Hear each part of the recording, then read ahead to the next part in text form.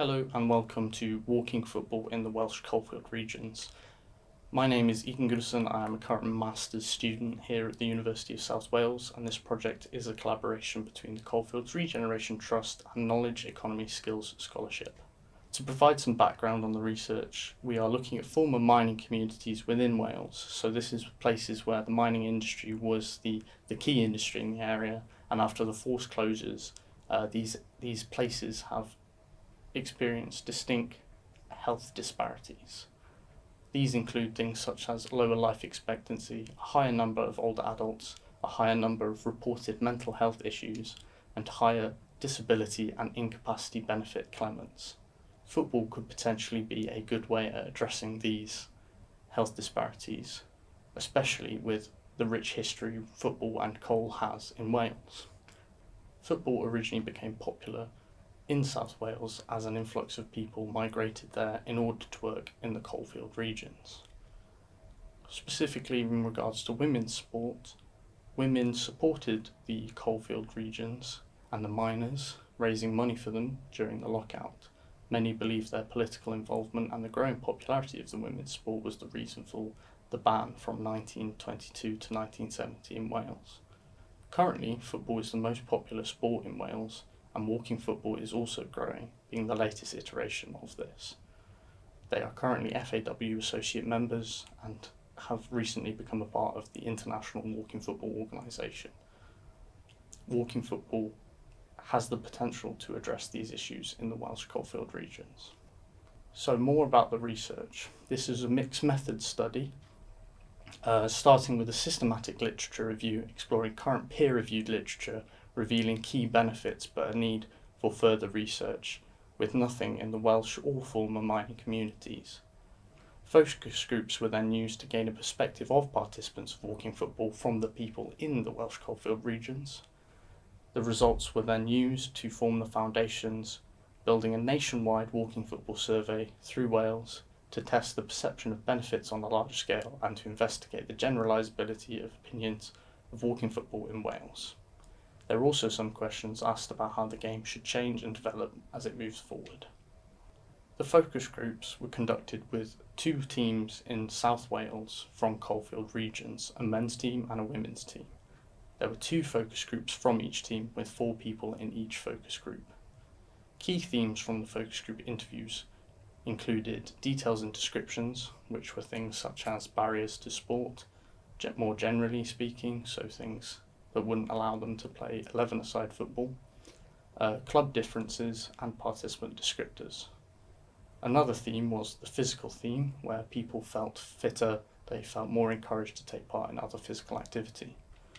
There was a psychological theme, where people noted improved confidence, a sense of achievement, and a more willingness to be open about their mental health. There was a social theme, whereby people noted the social support, especially in the case of women, the menopause. People noted that walking football was inclusive, and they also gave suggestions on how to grow the game. These results then formed the basis of the survey. The survey was split into 5 sections: an about you, which asked about the gender, age, and whether or not they lived in coalfield regions; the psychology section, which asked questions such as, walking football has helped me feel optimistic about the future; a social section, which asked questions such as, because of walking football, I have close relationships that provide me with a sense of emotional well-being; a physical section, which asked questions such as, because of walking football, I feel more physically able to do what I want to do. There was also a growing the game section, which asked about ideas on how walking football could develop, thoughts and opinions, and general experiences of the game so far. This survey is currently still ongoing, so these are incomplete results, but there were 108 participants. 32% of the participants came from a Welsh Coalfield region. 88% of the respondents were male, with 12% being female. 76% of respondents partook in other physical activity. 88% of them currently played walking football. The average time spent playing walking football was 2.3 hours. As for the psychology section, 59.5% of people agreed that walking football has positively impacted their mental health or their psychology. As for the social section, 83% of respondents agreed that walking football to some degree had benefited them in regards to their social welfare. As for the physical section, 91.8% of participants noted that they had perceived various physical benefits from walking football. 8.5 out of 10 was the average answer for whether or not they were likely to recommend walking football, with participants noting positives, a need for growth and a need for more support. One of the key issues noted throughout the survey was that the more competitive walking football becomes, the less inclusive it might become. In terms of understanding these results then, walking football has the positive impact on participants' psychological, social and physical welfare, and there were no current observations about whether there were any differences between groups. So generally people agreed walking football impacted them positively.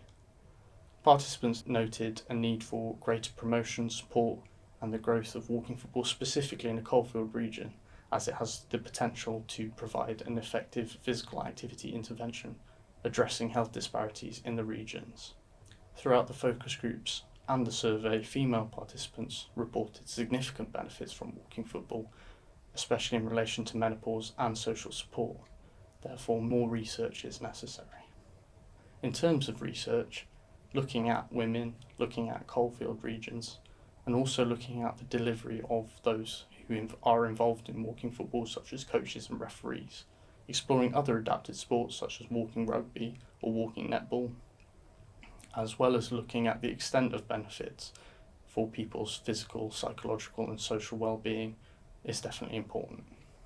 The next steps more generally involve sharing findings to contribute to the growth and development of walking football, focusing on the Welsh Coalfield regions to reduce these health disparities, promoting walking sports to increase participation and supporting current clubs with funding, facilities, help with delivery and partnerships such as GPs, mental health organisations to provide more benefits for participants.